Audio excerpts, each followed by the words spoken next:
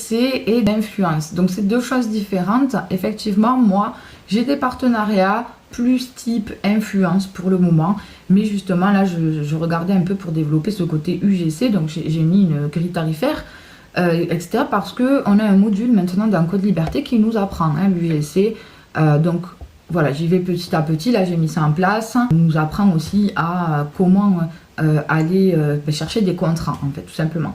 Donc il y a deux choses différentes à prendre en compte, c'est que l'UGC en fait vous allez être rémunéré. On va vous acheter votre service, c'est une prestation de service. Vous allez faire du contenu pour une marque.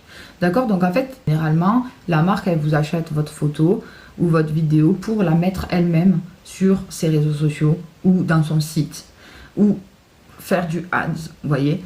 Et voilà, donc vous n'avez même pas besoin finalement d'avoir un compte à 10 000 K et développer tout ça en fait, sur votre visibilité. Puisque ce qui est nécessaire ici, c'est plutôt d'avoir un portfolio. Donc pareil, ça on vous l'apprend dans l'académie. Vous mettez en place vos grilles tarifaires, votre portfolio, etc. Et puis voilà, le but c'est de démarcher les marques pour proposer vos prestations en fait, en envoyant votre portfolio. Le portfolio, comme ça les gens, les marques, elles vont voir votre travail. Parce que sinon, en fait, il faut que vous ayez du coup une vitrine marketing, notamment par exemple un petit Instagram, et que vous fassiez quand même du contenu, même si vous ne vous montrez pas forcément.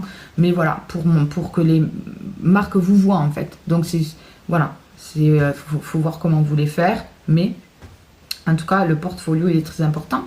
Et c'est là la différence avec les partenariats plutôt collab influence, parce que là on va être plus sur quelqu'un qui va faire des stories, partager des liens, des codes promo, qui va faire des vidéos en réel selon, voilà, c'est toujours pareil, la collaboration, on va vous demander de faire ci, de faire ça. Des fois on a des directives, des fois on n'en a pas.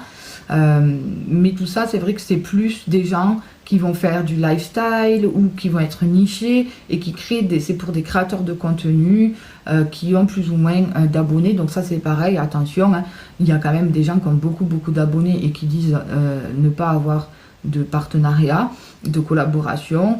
Il y en a qui font des démarches, et moi par exemple j'ai pas beaucoup de vues sur mon autre compte, j'ai que 10 000 d'abonnés, et pourtant ça fait un moment déjà on me démarche et on me propose des collaborations. Alors effectivement jusqu'à maintenant, voilà, je suis pas trop rémunérée pour faire ce genre de choses, j'ose pas le demander non plus puisque j'estime que voilà, j'ai pas assez de visibilité, etc. Et je me dis bon au moins c'est déjà ça pour commencer, d'avoir